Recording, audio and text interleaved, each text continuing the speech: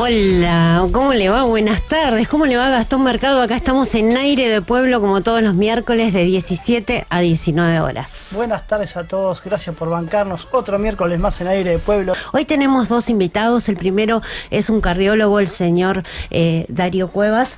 Él es cardiólogo del Centro Médico Roma. ¿Ya estamos? Lo tenemos en vivo, lo tenemos ahí en pantalla.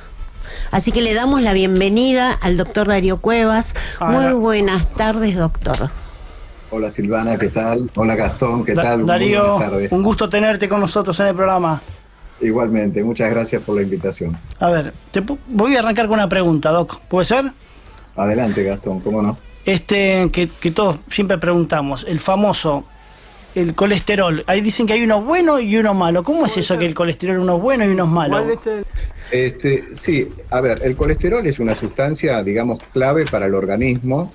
Nuestras células, las células de todos los tejidos, tienen colesterol en sus membranas como un componente natural, con lo cual el colesterol tiene que estar en el cuerpo sí o sí, comamos o no comamos grasa o fritos o lo que fuere. El colesterol, prácticamente la mayor parte de lo que existe en el organismo lo fabricamos nosotros mismos en el hígado.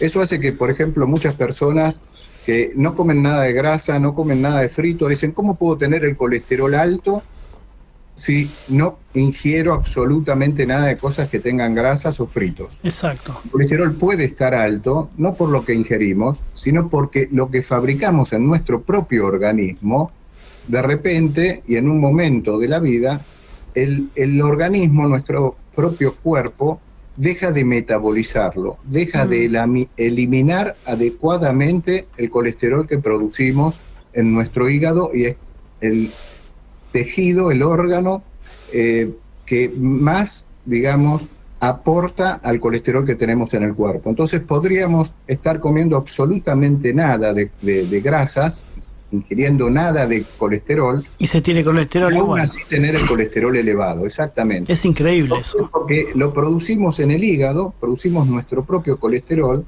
y luego lo eliminamos desde el hígado hacia el intestino, básicamente en las horas de sueño. Durante la noche, en las horas de sueño, hay un circuito en el cual se elimina el colesterol al intestino y el intestino vuelve a reabsorberlo. Eso se llama circuito enterohepático, y por eso la medicación para el colesterol es importante tomarla antes de ir a dormir, porque actúan mejor durante las horas de sueño. Ahora bien, ¿qué pasa con esto del colesterol malo y el colesterol bueno? El tema es el siguiente: el colesterol viaja por la sangre para llegar a todos los tejidos del organismo. Es una sustancia esencial, que todo tejido tiene que contar con el colesterol. Para que el colesterol pueda migrar por la sangre, es como una grasa que tiene que migrar por el agua, por líquido. Entonces, ¿qué pasa con el colesterol o la grasa en el líquido? Pasa lo mismo que cuando ponemos unas gotitas de aceite en una olla de agua, ¿sí? Esto es muy familiar para todos, digamos. Alguna vez todos preparamos los fideos, alguna cosita que hay que hervir y le ponemos unas gotitas de aceite. Sí. ¿Qué pasa automáticamente?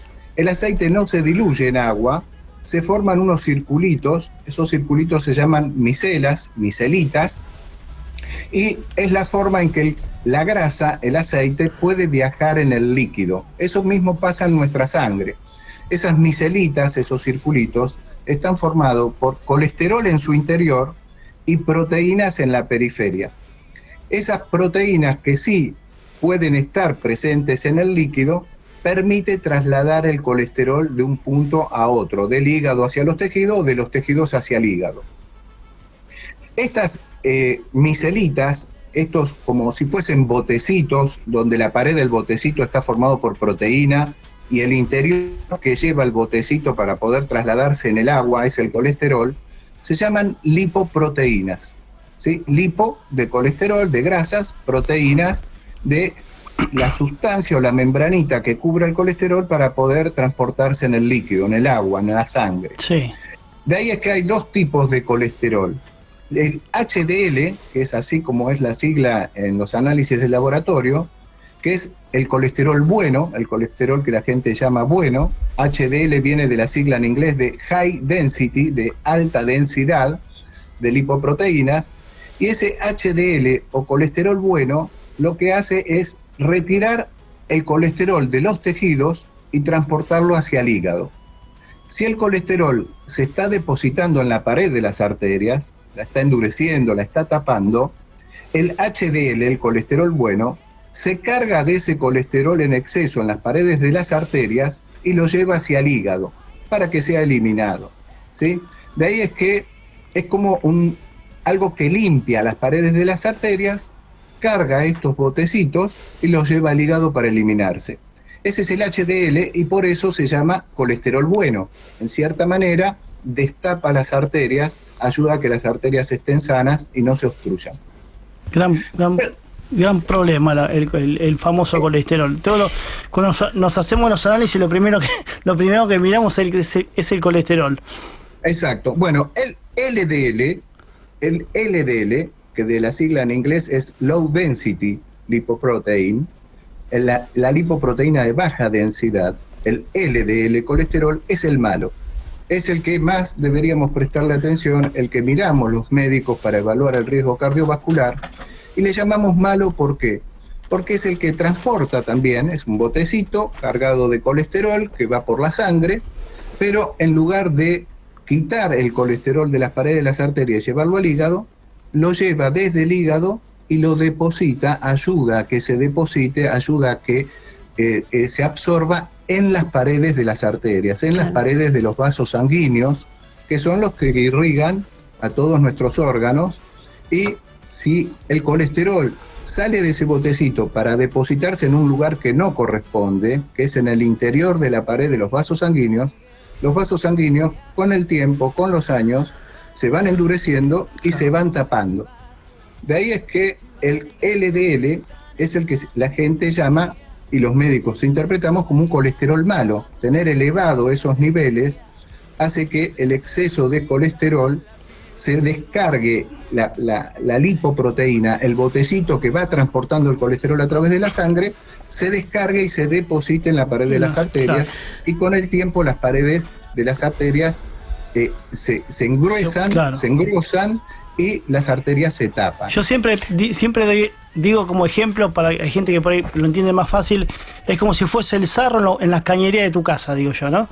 Se va juntando en las paredes, se va achicando y la circulación, digamos, de la sangre obviamente que es menor. Es menor, es como el caño, exactamente lo dijiste, Gastón, es como un caño de plomería que con los años el sarro lo va obstruyendo y entonces el líquido, que en este caso es la sangre, no pasa. Y el LDL colesterol o colesterol malo lo que hace es favorecer ese proceso.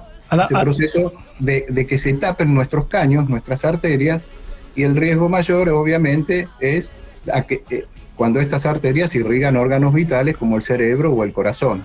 Y de ahí el riesgo de tener un ACV o un infarto de miocardio. Exacto. Por culpa, digamos, de tener este nivel de colesterol malo elevado. Después, ahí es que prestamos mucha atención y hacemos controles tempranos para tratar este tipo de cosas.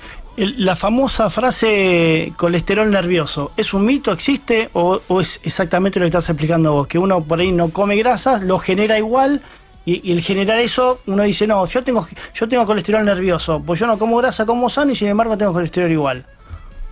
Hay, a ver, mucho de mito. Obviamente, si uno está nervioso y ya tiene una dislipemia, es decir, una alteración de los niveles de colesterol, una alteración de la metabolización de los lípidos en sangre, es la palabra dislipemia, el hecho de estar alterado, llevar una vida tensionada, el exceso o la elevación del nivel de cortisol plasmático en sangre, la falta de un descanso nocturno adecuado, la falta de sueño de 7-8 horas con descanso, digamos, comprobado durante la noche, el estrés, la tensión, ayuda a que estos niveles estén elevados o se dificulte un poquito más el poder descenderlos.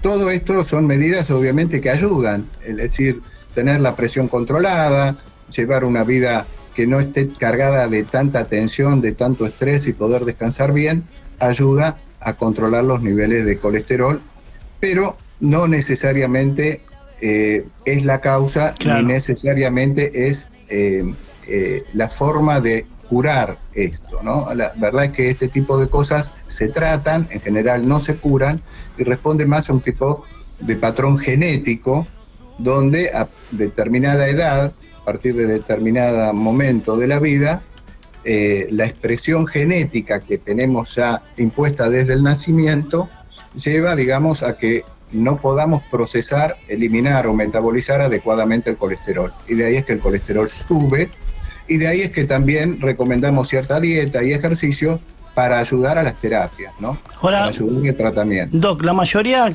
muchos la habrán escuchado, por lo menos si no el que no la toma, pero la mayoría de los que sufren el tema del colesterol nos dan, yo hablo en criollo para que la gente lo entienda y se identifique, le dan una medicación que es astorbastatina.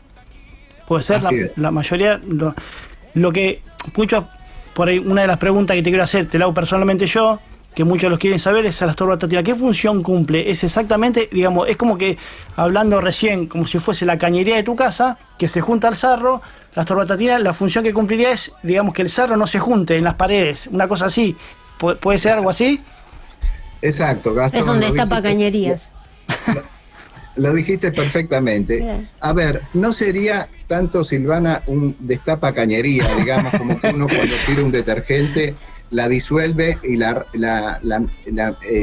disminuye su tamaño y la pulveriza, por así decirlo, y migra. No tan así.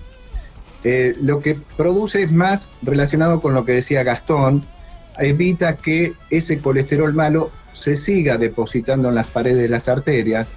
Si ya se depositó en las paredes de las arterias, ya hay una placa, ya hay una obstrucción, evita de que eso siga progresando. Claro. Y lo más importante quizás es que además de bajar los niveles del colesterol circulante, que es lo que uno puede ver en el análisis de laboratorio, lo más importante es que tienen un efecto antiinflamatorio sobre esa porción de la pared de la arteria donde al depositarse una sustancia que no tiene que estar ahí, el colesterol en el interior de la pared no tiene que estar, cuando está genera un fenómeno inflamatorio que engrosa más la pared interna de estas arterias, tapa más estas arterias, y este tipo de medicamentos, las estatinas en general, actúan sobre ese proceso inflamatorio, reduciendo la inflamación que provoca el colesterol depositado en la pared, estimula que eso se cicatrice, se fibrose, incluso se calcifique con el tiempo, y de esa manera evita que esa obstrucción, que es ese caño que se va tapando, evita que con el tiempo se siga tapando, detiene el proceso, ¿sí? Excelente. Estaría bueno, vamos a pasar el teléfono por si alguien quiere llamar a hacer alguna pregunta, aprovecharlo al doc, que lo tenemos en el aire. Nos pueden llamar al 445-55-364.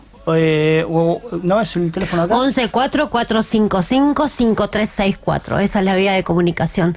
Doctor, ¿y cuáles serían, aparte del colesterol, hay un montón de factores que influyen también en el cuidado del corazón, ¿no? Hay un montón de cosas que nos pueden pasar aparte de tener colesterol. ¿Cuáles son los cuidados más importantes que uno debe tener para tener un corazón sanito? Mira, Silvana, hay varios factores, se llaman factores de riesgo coronario, factores de riesgo cardiovascular. Esos factores de riesgo, bueno, empezamos por el colesterol porque quizás es lo que despierta un poquito más de atención hoy en día en la gente con lo que se habla, pero el otro punto importantísimo es la hipertensión arterial. La presión arterial, obviamente que si uno tiene un pico muy elevado de presión, corre el riesgo en agudo, por un pico fuerte, de tener un accidente cerebrovascular. Sí. Pero el mayor daño que produce la hipertensión, hipertensiones leves, hipertensiones moderadas, que no dan síntomas, que no necesariamente provocan nada, a lo largo del tiempo, a lo largo de los años, va endureciendo los vasos sanguíneos y acelera todo este proceso que decíamos como si fuese que va creciendo el sarro dentro de la cañería, ¿sí? La hipertensión, uno de los principales daños que provoca es que las paredes de los vasos se endurezcan, se vayan obstruyendo con el tiempo, y esto obviamente dificulta después la irrigación a nivel de las coronarias para el corazón y a nivel de carótidas y arterias cerebrales para el cerebro, digamos. Entonces, uno de los factores que hay que cuidar muchísimo es la presión arterial. Si uno es hipertenso y se da en forma repetida que tiene cifras elevadas de presión, hay que controlarlo, ¿sí? Lo más recomendable es controlarlo ya con algún tratamiento que ayude a tener la presión lo más normalizada posible. Una vez que se normaliza la presión, desaparece ese factor de riesgo, digamos. Un hipertenso medicado termina teniendo el mismo riesgo, si está bien medicado y bien controlado, que una persona que no tiene presión alta. El otro punto, y muy fuerte, es la diabetes, ¿sí? El exceso de glucemia en la sangre, de azúcares en la sangre, y otra vez, no necesariamente unido a porque uno coma azúcares o no, dulces o no, ¿sí? La diabetes también tiene un componente genético, un componente de resistencia a la sustancia que ayuda a ingresar la sangre a los tejidos, a la glucosa a los tejidos, que es la insulina. La diabetes es un factor que potencia todo esto, ¿sí? La diabetes, el colesterol, la hipertensión. Todo esto endurece los vasos, hace que los vasos sanguíneos se tapen con el tiempo, ¿sí? Y los otros factores que son modificables en sí, tienen que ver con nuestro estilo de vida, ¿sí? El sedentarismo en sí es un factor que potencia todas estas cosas, de ahí es que es conveniente caminar. El peor enemigo de la salud, digo yo. Sí, y es que la vida que llevamos también nos obliga muchas veces a estar sentado mucho tiempo, y cuando podemos hacer un poquito de ejercicio ya estamos cansados otra vez y demás, ¿no? Pero el sedentarismo es un factor importante. El otro factor es el sobrepeso o la obesidad, ¿sí? Todo esto, digamos, son factores que van ayudando a que las arterias se vayan tapando con el tiempo. Y obviamente la edad, la predisposición genética, si hay antecedentes familiares en padres, madres que han tenido un infarto, alguna complicación cardíaca antes de los 50 años, y en la mujer especialmente, digamos, hay un salto brusco a partir de la menopausia, ¿sí? Disminuye su nivel de estrógenos, que en cierta manera tiene un efecto protector sobre la pared de los vasos, y esto hace que en forma, les diría, más marcada que en el hombre, ese incremento de riesgo aparece, y más si viene asociado con la hipertensión, con el colesterol alto y demás. En el hombre no es que no ocurra, el hombre de por sí ya tiene mayor riesgo que la mujer, y a medida que crecemos, a medida que envejecemos también, el riesgo, digamos, crece en forma paulatina. El tema es que la mujer, con la presencia de estrógenos, con sus ciclos hormonales durante la fase, digamos, que tiene posibilidad de procrear y demás, tiene cierta protección para lo que es la salud vascular, la salud cardiovascular, y esto sí se ve, digamos, alterado una vez que ese nivel de estrógeno disminuye con la menopausia. Perfecto. Ahora, te llevo a la presión de nuevo. Gente que no come sin sal y tiene presión igual. ¿Cómo puede ser? Qué buena Son pregunta, casos muy Gastón. particulares. Muy buena, y mucha gente viene a la consulta y dice: doctor, no como nada de sal y sigo con la presión alta. El punto es el siguiente: la hipertensión es una enfermedad, ¿sí? Donde los vasos sanguíneos se van endureciendo, se van poniendo cada vez más rígidos. Nosotros en las arterias grandes tenemos en el interior de la pared de la arteria ciertas fibras musculares que le dan elasticidad, ¿sí? Cada vez que el corazón emite un latido, una eyección de sangre, las arterias se tienen que dilatar para dejar pasar mayor volumen de sangre, y vuelven después a su circunferencia habitual entre un latido y otro. El tema es que con el paso del tiempo y de los años, las paredes se van poniendo rígidas, independientemente del nivel de sal que tenga el líquido, ¿sí? Obviamente, si uno toma soluciones con alto contenido de sodio, la presión va a subir en condiciones normales. Pero cuando uno empieza a tener hipertensión, que los vasos se ponen más rígidos, más endurecidos, la sal es uno de los factores que podría colaborar con la hipertensión. Pero la hipertensión es multifactorial, obedece a muchos factores, no solo a la sal. Claro. De hecho, hay publicaciones internacionales importantes que muestran que el hipertenso sal sensible, como se llama en la jerga, es solo un 15% de las personas. Claro. Esto quiere decir que el 85% de las personas, aunque no coman nada de sal en su vida, pueden tener hipertensión, porque se debe a varios otros mecanismos y no solo al exceso de sal. Hoy, por lo menos en la ciencia, se conocen más de 10 mecanismos por lo cual hay diferentes familias de antihipertensivos, diferentes familias de drogas. Y hay muchos más mecanismos descritos ya en fases tempranas, digamos, en animales y demás, por el cual aún no se han encontrado un tratamiento. De ahí es que la hipertensión arterial es multifactorial y cuando la tratamos, no solo evitamos el exceso de sal, sino que también recomendamos ponerse con un peso adecuado, hacer algo de ejercicio, caminatas, lo más sano es la caminata, algo básico, y disminuir el consumo de sal, además de las familias de medicamentos que utilizamos. Con respecto a la sal puntualmente, Gastón, uno trata de medir la ingesta de sal simplemente para no seguir agregando leña al fuego, digamos. Si uno ya tiene presión alta y le agrega más sal, es como pero no va a ser necesariamente el tratamiento, no va a ser necesariamente lo que cure la hipertensión, pero sí ayuda, claro. Y ayuda mucho. Uno piensa a veces, dejé el salero, pero sigo comiendo fiambre, claro. O como el choricito y la morcilla. O jamón crudo. Entonces, ¿qué pasa? Hay que tener en cuenta básicamente dos cosas. A veces la sal, uno puede agregarle un poquito de sal a gusto. Puede ser la sal común que uno compra en el almacén o estas sales que se venden de bajo nivel en sodio, que están condimentadas y además le da gusto a la comida en lugar del sodio. Pero por ahí hay algún dato importante que la gente deja de tener en cuenta y es que hay alimentos salados de por sí, como el cubito del caldo que ponemos en la sopa. Eso de por sí tiene mucha sal. Los enlatados en general, por la elaboración, tienen mucha sal. Los embutidos, los fiambres, los quesos duros, cuanto más duro el queso, más salado es. Los quesos duros, la manteca y el pan. Todos esos alimentos tienen mucha sal por su elaboración. Y el otro punto es evitar cocinar la sal. Es decir, si uno hace un asadito, pone un pollito en el horno, ponerlo sin sal, no con toda esa sal gruesa a veces que le ponemos alrededor, para que la tome más gusto. Es tan rico.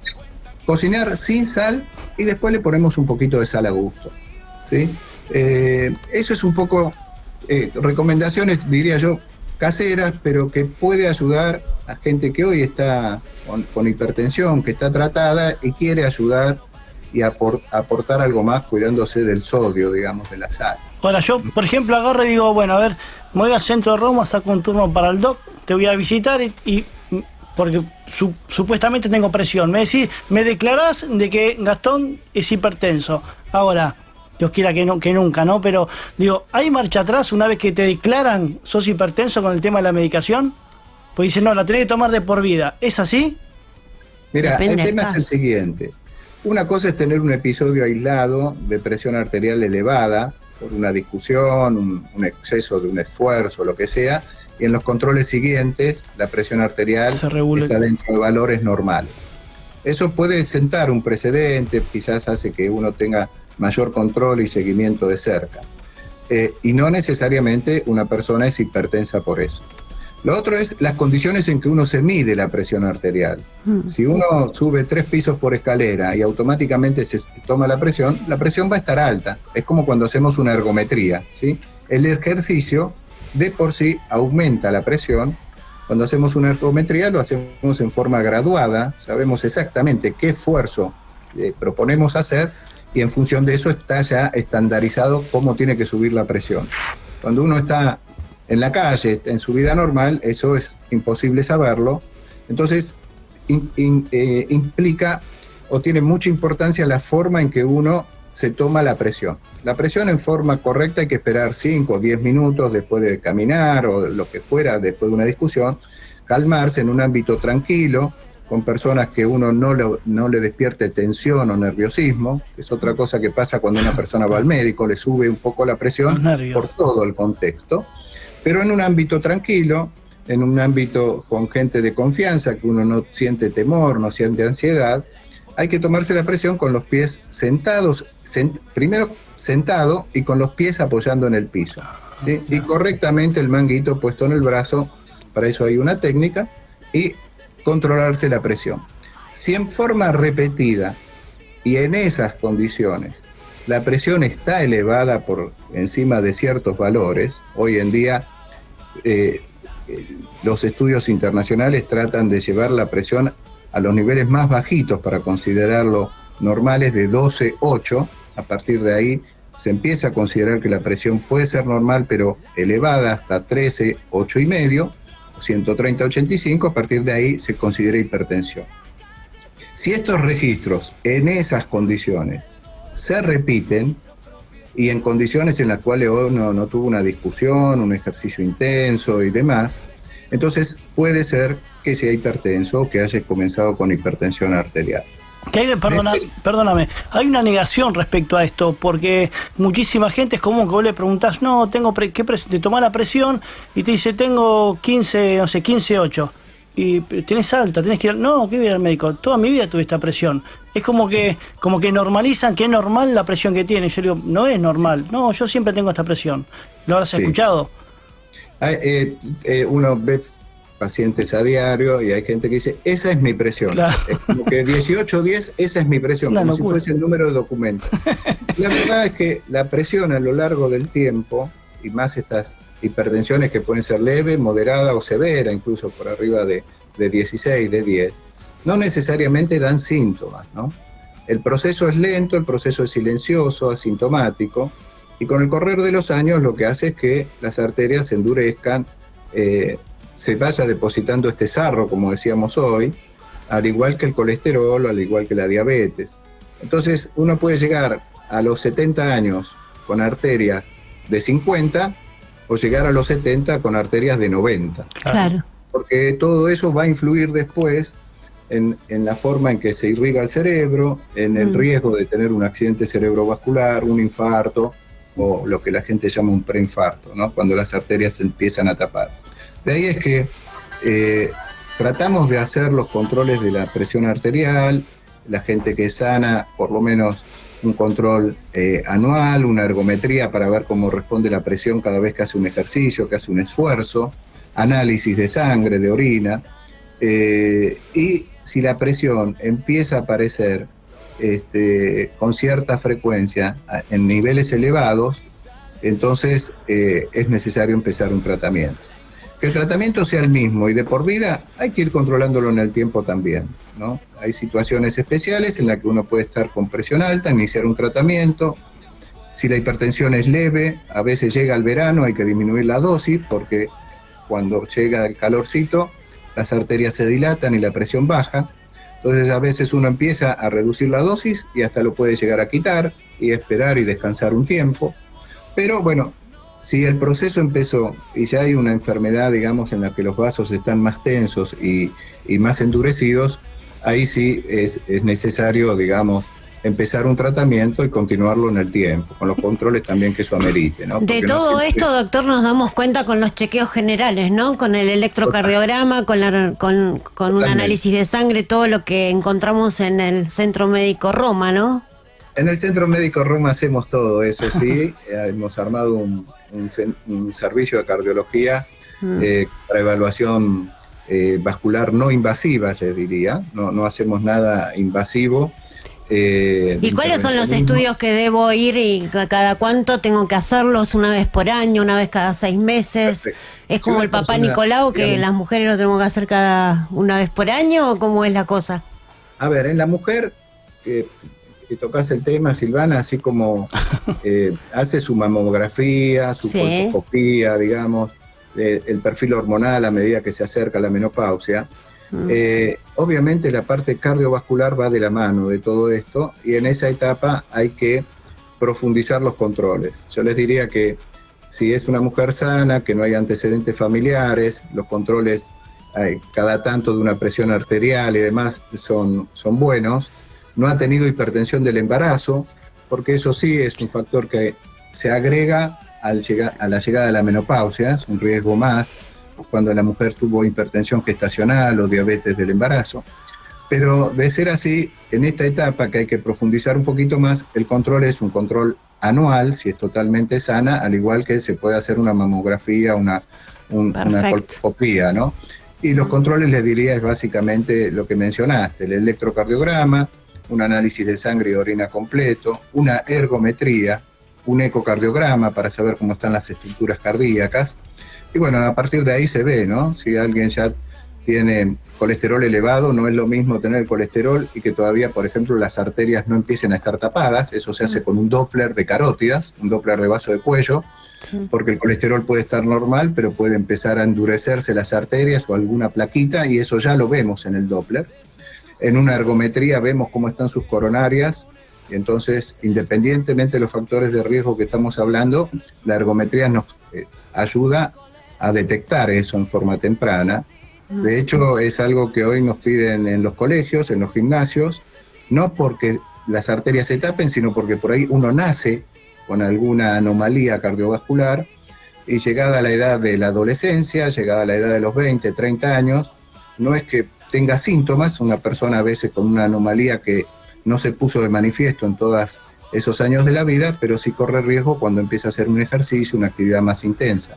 Claro. Entonces también en los jóvenes y demás, el apto físico, que parece un trámite, en realidad es una conducta saludable, digamos, de prevenir un riesgo que, si bien afortunadamente tiene poca incidencia en la población, si llegase a aparecer un problema es grave, ¿no? Es fatal.